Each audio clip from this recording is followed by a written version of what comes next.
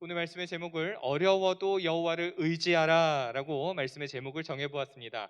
여러분, 이 말씀의 제목처럼 어려워도 여호와를 의지하시는 여러분들 모두가 되어지기를 간절히 소망합니다.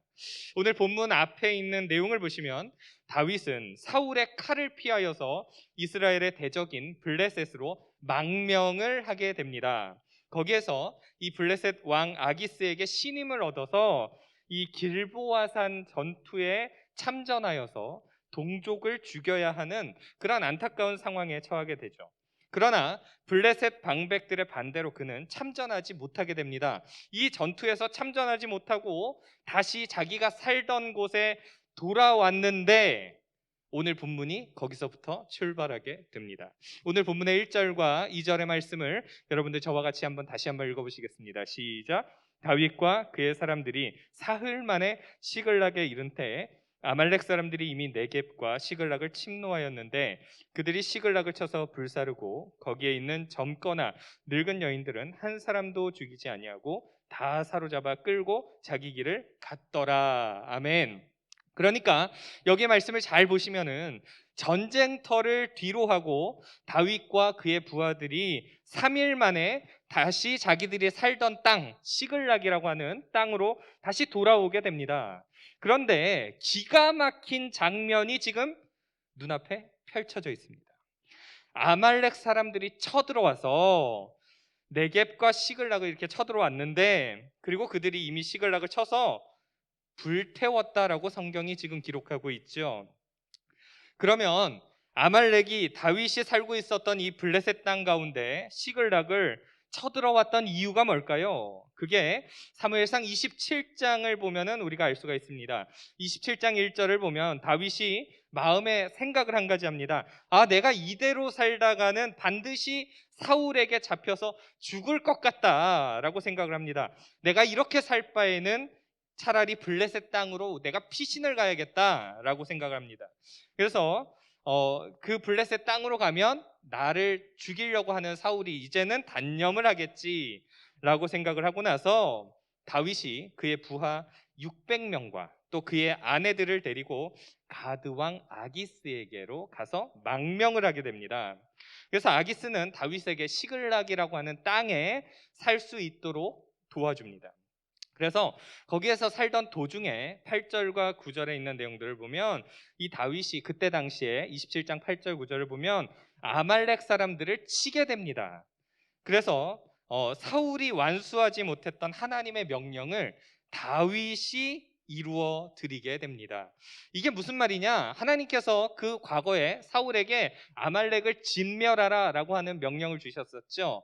그러나 이 사울이 아말렉을 진멸하지 않고 자기가 보기에 좋았던 것들을 취했던 사건, 여러분 다 기억하시죠? 네. 그래서 사울이 완수하지 못했던 이 하나님의 명령을 다윗이 완성시키게 됩니다. 이렇게 그 사건을 계기로 해서 아말렉 사람들이 다윗을 향한 분노가 그 안에 있었다라고 하는 거죠. 그런데 이 아말렉 족속이 시글락을 침범할 수 있었던 이유가 뭐냐? 다윗이 지금 길보아 전투를 치르기 위해서 아벡이라고 하는 지역으로 이동을 하게 됩니다. 그러니까 다윗이 원래 살고 있었던 시글락 지역이 무방비 상태가 되는 거죠. 그 무방비 상태가 되니까 쉽게 말해서 아말렉이 볼 때에는 빈집털이가 가능하겠구나라고 하는 생각이 들었던 겁니다. 그래서 이 빈집털이를 당한 모습을 본 다윗과 부하들의 반응이 어떠했느냐? 오늘 보면 3절과 4절에 보면 이런 내용이 등장하고 있습니다. 저하고 또 같이 한번 읽어보시겠습니다. 시작. 다윗과 그의 사람들이 성읍에 이르러 본즉 성읍이 불탔고 자기들의 아내와 자녀들이 사로잡혔는지라 다윗과 그와 함께한 백성이 울 기력이 없도록 소리를 높여 울었더라. 아멘. 여러분, 저 장면을 한번 떠올려 보시겠습니까? 저 말씀에 있는 상황을 한번 떠올려 보시겠습니까? 처참한 광경이 지금 펼쳐져 있습니다. 눈앞에요. 자기들이 살았던 성읍이 다 어떻게 돼버렸죠, 여러분? 불타버렸어요. 내가 살고 있는 집들이, 내 주변에 그 보였던 마을들이요 완전히 잿더미가 돼서 불타버렸습니다. 삶의 터전이 완전히 사라져버린 거죠. 그런데 더 기가 막힌 사실은 모든 여자들을 다 잡아갔다는 것입니다. 2절에서는 젊거나 늙은 여자들을 잡아가고 3절에서는 아내와 자녀들을 잡아갔다. 그러니까 다 합치면 모든 여자들 그리고 노약자들을 다 잡아갔다는 것입니다. 여자들을 생각해 보면 무장하지 않은 연약한 사람들이어서 그들의 공격에 대항할 수도 없었겠죠. 게다가 애굽의 노예로 판다면 많은 수입을 올릴 수 있었기 때문입니다. 그 처참한 광경을 지금 다윗과 그의 부하들이 목격하고 있는 것입니다. 여러분 한번 생각해 보시겠습니까? 내 가족들이 다른 민족에 의하여서 잡혀갔다라고 한번 생각해 보시겠습니까? 내 자녀가 내 사랑하는 사람이 잡혀갔다라고 생각해 보시겠습니까? 내가 살고 있는 집이 다 불탔다고 한번 생각해 보시겠습니까? 어떤 상황이겠습니까? 저기 말씀에 보면 울 기력이 없도록 소리를 높여 울었더라라고 기록을 하고 있습니다. 그 고통의 정도가 과연 어느 정도였을까요? 특별히 다윗의 이 같은 큰 통곡은 자신의 아내들을 빼앗겼다는 사실 때문만은 아닙니다. 다윗은 시글락이라고 하는 자기들이 살던 지역을 무방비 상태로 비워놓고 경솔하게 가드왕 아기스에게로 나아갔습니다. 그런 실수로 인하여서 자신의 모든 부하들의 아내와 자녀가 포로로 잡혀갔다라고 하는 이 엄청난 사실로 인하여서 큰 슬픔에 잠겨 있는 거죠. 리더로서 바라보니까 이 광경은요, 감당할 수가 없는 아픔이 그 가운데 있었다라고 하는 것입니다. 특별히 5절에서는 다윗의 아내들까지 사로잡혀 갔음을 강조하고 있습니다. 이는 하나님의 뜻을 묻지 않고 블레셋으로 망명을 했을 뿐만이 아니라 동족 이스라엘을 치기 위하여서 전쟁에 참전에 수락하였던 이 다윗에게 하나님의 징계가 임하였다라고 하는 것을 강조하기 위함입니다. 그러나 하나님은 다윗을 징계하셨지만 그가 더 이상 재기할 수 없을 정도로 징계하셨던 것은 아닙니다. 잘못을 깨닫고 돌이키게 하는 것이 하나님의 목적인 줄로 여러분 믿으시기를 바랍니다. 따라서 아말렉 사람들로 시글락에 있는 다윗에게 속한 사람들을 온전히 멸하지 않고 포로로 사로잡아 가게 하심으로 다시 구출해낼 수 있는 여지를 마련해 주셨죠. 이제 이 상황 가운데 이제 최악의 모습을 우리가 보게 되는데, 우리가 6절을 살펴보실 때 6절을 제가 쉬운 성경으로 준비를 했습니다. 같이 한번 읽어보실까요? 시작. 다윗의 부하들이 다윗을 돌로 쳐 죽이려 하였습니다. 그 때문에 다윗은 몹시 당황하였습니다. 다윗의 부하들은 아들, 딸들이 포로로 끌려갔기 때문에 슬프고 화가 났던 것입니다. 그러나 다윗은 자기 하나님 여호와 안에서 힘을 얻었습니다. 아멘. 여러분 여기에 말씀을 보시면 누가 다윗을 쳐 죽이려고 했다고요? 지금 말씀해 보니까요. 누가요? 다윗의 부하들이 지금 그렇게 하고 있습니다. 다윗을 가장 신뢰하고 다윗을 가장 따랐던 그의 부하들이 지금 다윗을 향해서 돌을 들었습니다. 그들이 이처럼 행동한 이유는 이 사태의 책임이 전적으로 다윗에게 있다라고 생각을 했던 거죠. 다윗이 예전에 아말렉을 치지만 않았더라도 이런 일이 없었을 텐데, 그들의 심기를 건드리지만 않았더라도, 게다가 모든 군사를 옮기지만 않았더라도 빈집털이는 안 당했을 거 아니야? 이런 엄청난 원망이 그들 가운데 생겨난 것입니다. 다윗도 지금 이 상황을 보면 굉장히 당황했습니다. 자기의 부하만 600명, 식솔들을 모두 합치면 대략적으로 최소 아무리 못 잡아도 2,000명은 되지 않겠습니까, 여러분? 그런데 그들에게 엄청난 고통을 지금 안겨주고 있는 것입니다. 자기 자신의 선택으로 인해서 모든 이가 고통당하고 있는 거죠. 여기쯤에서 보통의 사람들이라면 자신의 인간적인 방법을 동원해 보려고 애를 씁니다. 어떻게 하면 이 문제를 내 생각대로, 내 방법대로, 내 지혜대로 해결해 볼까? 이런 생각을 하죠. 그러나 다윗은 그 순간에 여호와 하나님을 떠올렸다라는 것을 우리는 반드시 기억해야 합니다. 징계 가운데 있지만은 여호와 하나님을 의지하기로 그가 마음에 굳게 다짐을 했다는 것입니다. 그래서 6절 후반부는 이렇게 기록하고 있습니다. 같이 한번 읽어주실까요? 시작. 다윗이 크게 다급하였으나 그의 하나님 여호와를 힘입고 용기를 얻었더라. 아멘. 여러분, 다급했어요. 지금 다윗도요, 당황하고 다급했어요. 굉장히 심각한 상황이에요. 누군가가 다 돌을 들어서 지금 나를 향해서 돌을 던지기 직전인 상황이죠. 그러나 그 상황 속에서 누구를 힘입었다고요, 여러분? 여호와 하나님을 힘입었다고요. 그의 하나님 여호와를 힘입었어요. 그의 하나님 여호와, 다른 여호와도 아닌 그의 하나님 여호와, 이것이 은혜입니다. 여전히 다윗을 떠나지 아니하시고 붙잡고 계신 그의 하나님 여호와, 그 하나님이 나의 하나님 여호와이신 줄로 믿으시기를 바랍니다. 고통과 절망 가운데 살아가도 나의 하나님 여호와를 힘입으면 무엇을 얻는다고요? 아까 말씀해보니까 용기를 얻는다, 이렇게 기록하고 있습니다.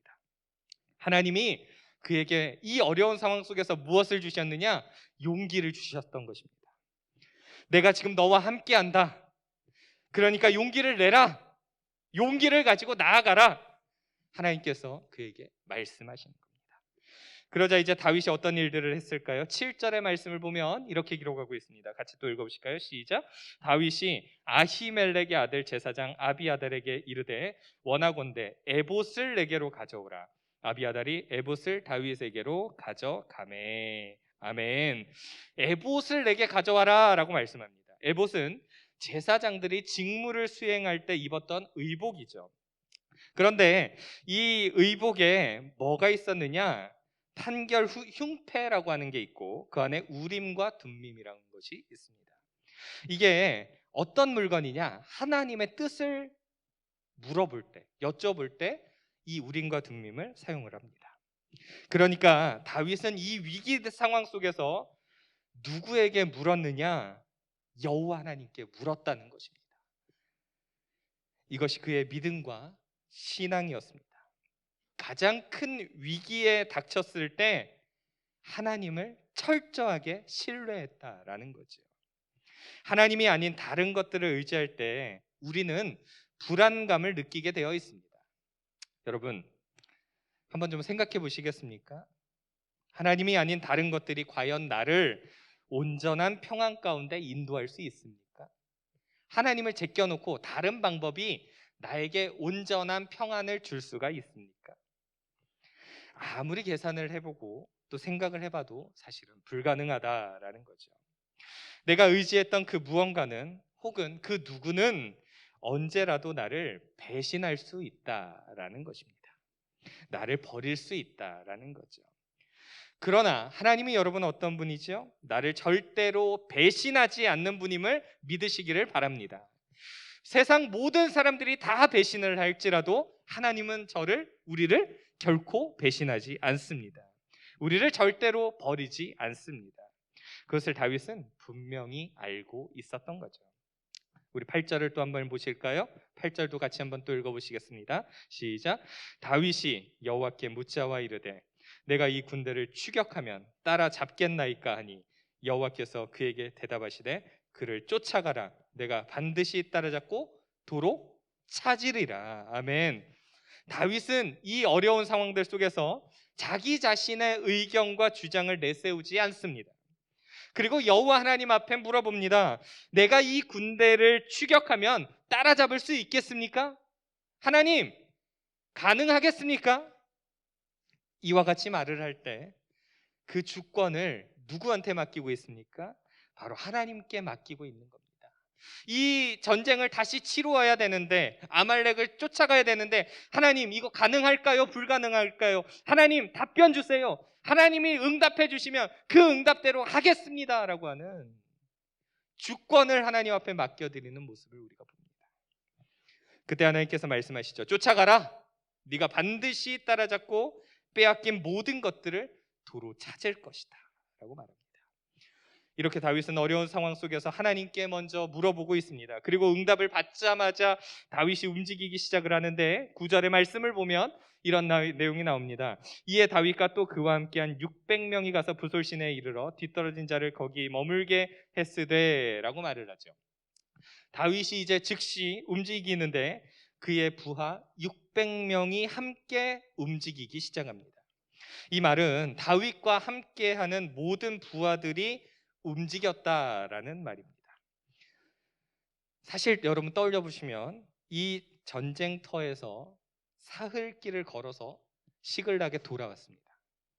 그러니까 길보아 전투에 갔다가 거기서 전쟁을 못하게 돼서 원래 살던 시글락으로 3일 길을 행군을 해서 돌아왔습니다. 그러고 나서 그들이 시글락을 봤더니 비참한 현실을 마주했고 다시 전쟁을 치르기 위하여서 지금 출발하고 있는 겁니다. 그리고 그들이 브솔 시내에 이르게 되는데 이 시글락에서 남쪽으로부터 약 24km가 떨어진 곳입니다. 그렇게 강행군으로 오는 상황에서 이 험준한 산악지대였던 이 브솔 시내에 이르자 더 이상 강행군을 할 수 없는 나고병들이 여기에 또 생기게 됩니다.